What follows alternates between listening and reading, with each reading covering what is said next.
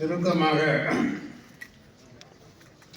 சில கருத்துக்களை சொல்லி என்னுடைய நன்றி இந்த அற்புதமான நிகழ்ச்சி ஏற்பாட்டு செய்திருக்கக்கூடிய சகோதரர் நவீன் ஃபைன் ஆர்ட்ஸ் அதனுடைய நிறுவனர் நண்பர் பன்னீர்செல்வம் அவர்களுக்கு நீங்கள் அனைவரும் அவர்களுக்கு உங்கள் கரகோஷங்கள் மூலமாக நன்றி செலுத்த வேண்டும். அவர் இல்லை என்றால் இந்த நிகழ்ச்சி நடந்திருக்காது. எப்பவும் என் மீது அளவு கடந்த பாசத்தை வைத்திருக்கக்கூடியவர். அது எப்படி நான் நன்றி கடன் தெரிவிக்குவேன்னு தெரியவில்லை. இப்போ குறிப்பாக நம்முடைய ஸ்ரீ ஜெகத்குரு ஆத்ம சைதன்யாநாத் ஜி மகாராஜ் அவர்கள் வயதிலே சிறியவராக இருந்தாலும் கூட அவர் ஆன்மீக துறையில் இருக்கிற காரணத்தினால நான் 98வது வயதாக இருந்தாலும் கூட அவருக்கு என்னுடைய வணக்கத்தை நான் தெரிவித்துக் கொள்ள கடமைப்படுகிறேன். ஏனென்றால் நல்ல வகையிலே ஆன்மீகம் வளர்ந்து கொண்டு வந்தால் நிறைய மக்களுக்கு பாதுகாப்பு இருக்கும். நிறைய போலீஸ் ஸ்டேஷன்ஸ் கூட நமக்கு தேவை இருக்காது.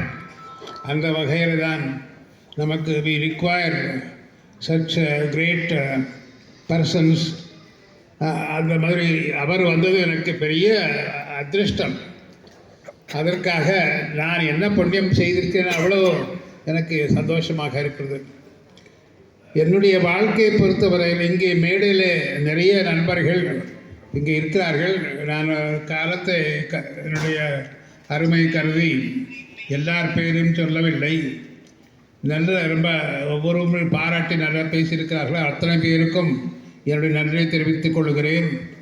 குறிப்பாக ஓரிரண்டு மேலோட்டமாக நான் கடந்து வந்த பாதையை சுருக்கமாக ஒரு 5 மணித்துளிகளுக்குள்ளே முதலிலே நான் என்னுடைய சிறு ஆஸ்பத்திரி 1950ஆம் ஆண்டு, இப்பொழுது எத்தனை வருஷம் ஆச்சுன்னு கணக்கு போடுங்க, 76 ஆண்டுகள் அந்த துறையில் நான் வைத்தியம் செய்து கொண்டு வருகிறேன்.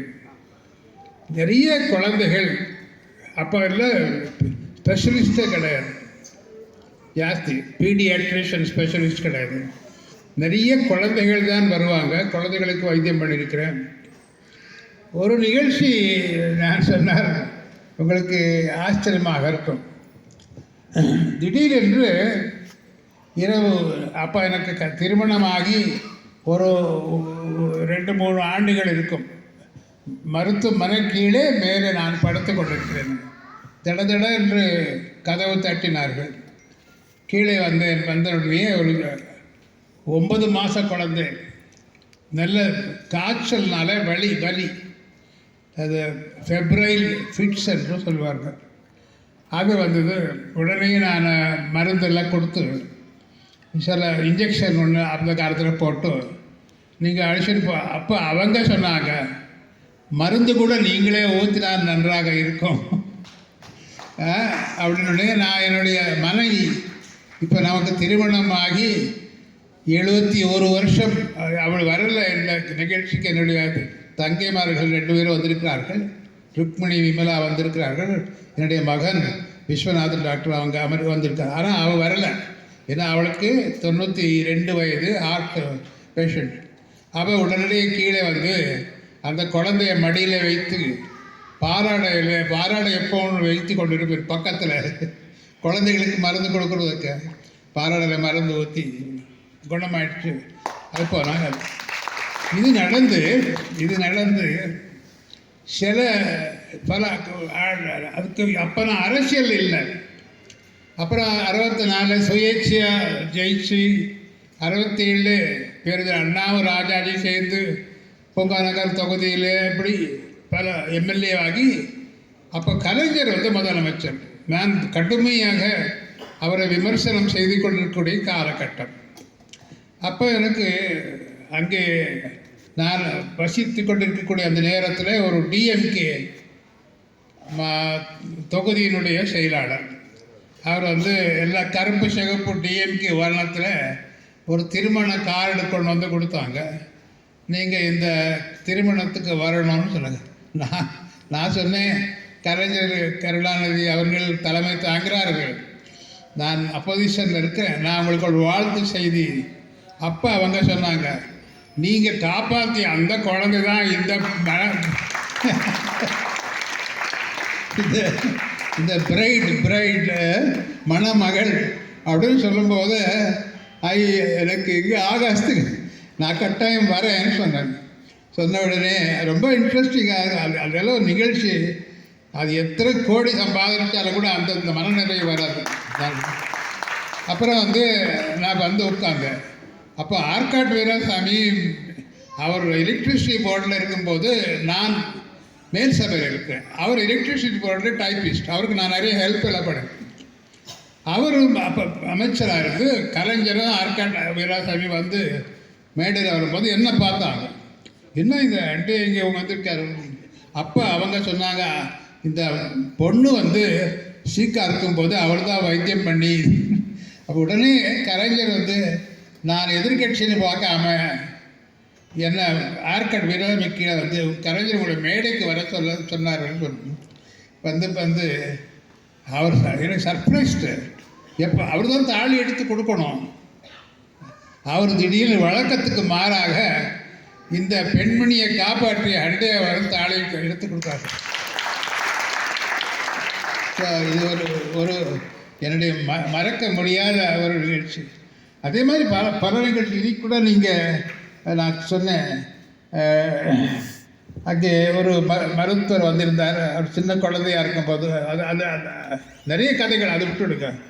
இன்னொன்று கடைசியாக, ஏன்னா ரொம்ப நேரம் எடுக்கக்கூடாது, நிறைய விஷயங்கள் இருக்குது. ஆனால் இன்னொன்று முக்கியமான விஷயம் என்னென்னா, அது ரொம்ப சாதிப்பதே ரொம்ப கஷ்டம். நான் புரட்சித் தலைவர் எம்ஜிஆர் அவர்களுக்கு சில நேரத்தில் நான் கொஞ்சம் எச்சரிக்கை கொடுப்பேன். என்கிட்ட ஒரு பழக்கம், எந்த தலைவரையும் நான் ரொம்ப ஓவராக புகழ்ந்து பேசுகிறது கிடையாது. எனக்கு மானசீகமாக நான் ரொம்ப ஒரு பெரிய மனிதனாக நினைப்பது டாக்டர் அம்பேத்கர். அவர் தான் அவருக்கு மேலே எனக்கு தலைவரே கிடையாது மனசில். ஆனால் யாரையும் பர்சனலாக புகழ்றது கிடையாது. அங்கே டேஞ்சர் இருக்குது, இங்கே ஆபத்து இருக்குது எல்லாம் சொல்லுவேன்.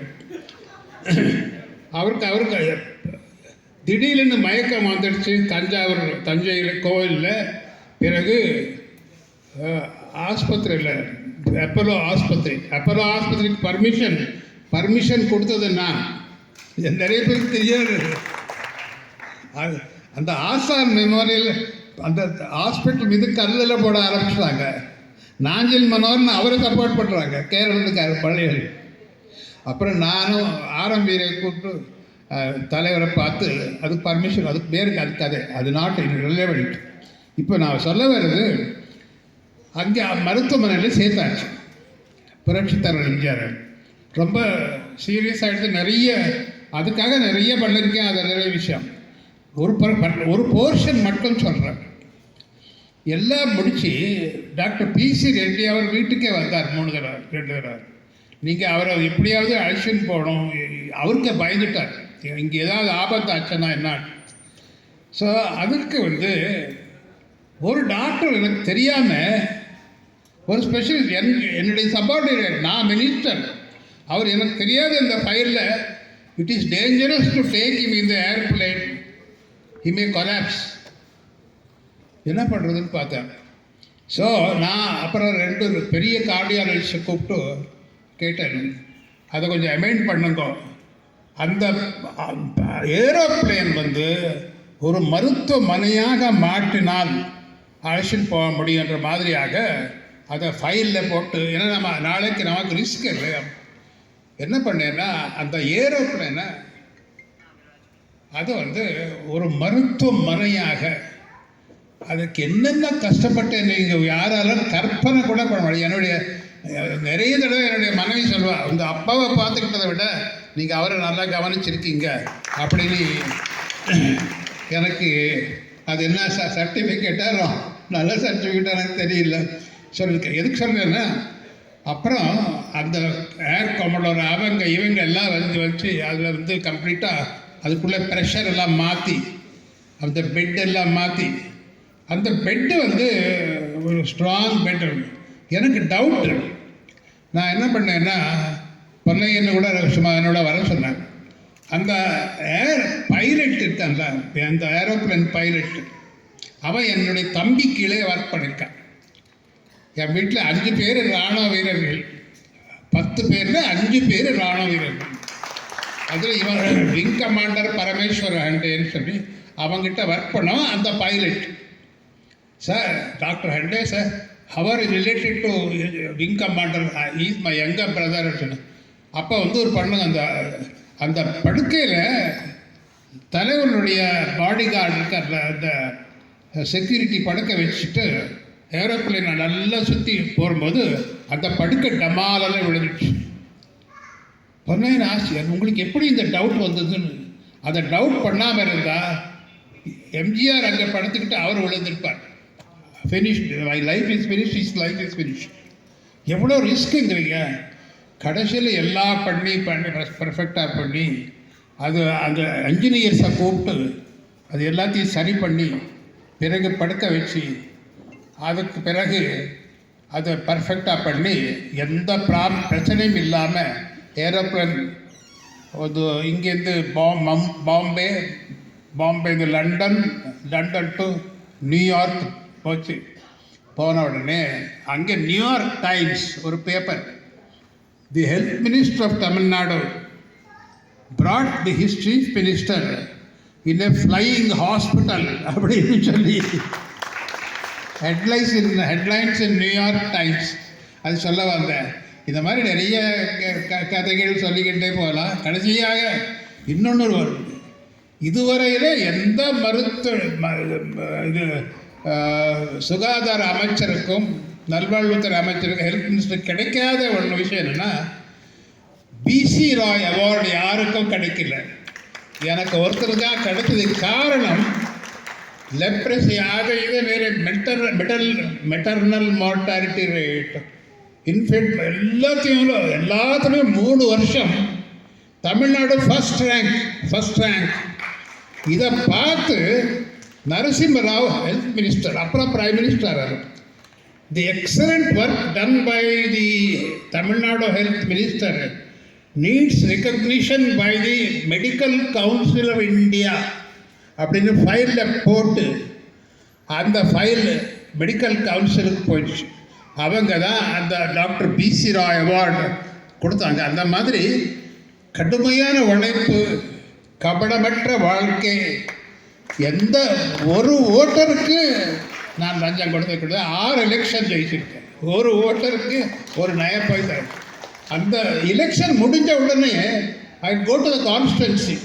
அந்த ஓட்டர்ஸை எல்லாரையும் 3 தடவை 4 தடவை வருஷத்துக்கு பார்த்து என்னென்ன குறை எல்லாம் இந்த keeping contact with the electors அதெல்லாம் முக்கியம். எதுக்குன்னா பெரிய பெரிய ஜாம்பவான்ஸ் எல்லாம் நான் தொடர்ந்து ஆசை தம்பியா கலைஞர் உங்களுக்கு தெரியும், அண்ணா நகரில் நடந்து அப்புறம் எம்ஜிஆரை வந்து தலைவர் விட்டு கொடுக்குறது சொல்லுவது. எதுக்கு சொல்லுவேன்னா, இந்த மாதிரியாக கபடமற்ற வாழ்க்கை, கடுமையான உழைப்பு, பிறருக்கு மகிழ்ச்சி அடைந்தால் நமக்கு அதை விட ஒரு பெருசு கிடையாது. இதுதான் நம்முடைய சிந்தனையாக இருக்க வேண்டும். நான் கொஞ்சம் டைம் எடுத்துகிறேன். இது இன்னும் நிறைய சொல்ல இதோட செஞ்சு மீண்டும் ஒரு முறை என்னுடைய அனிமை நண்பர் நவீன் ஃபைன் ஆர்ட்ஸ் பன்னீர் செல்வம் அவர்களுக்கும், முக்கியமாக ஆத்ம சைத்தன்யநாத் ஜி, அவர் வந்து இஸ் ரியலி எக்ஸ்ட்ரார்டினரி ஆன்மீகத்தில் வந்து ஒரு பெரிய வரப்பிரசாதம், கடவுள் கொடுத்த ஒரு வரப்பிரசாதம். அவரால் நான் வாழ்த்துகள் பெறுகிறேன் என்பது எனக்கு ஒரு பெரிய அளவிலே கொடுப்பன என்று சொன்னால் மிகையாகாது என்று சொல்லி என்னுடைய நன்றியை தெரிவித்துக் கொண்டு வார்த்தைகளை முடித்துக்கொண்டு விடைபெறுகிறேன். வணக்கம். நன்றி ஐயா. தொடர்ந்து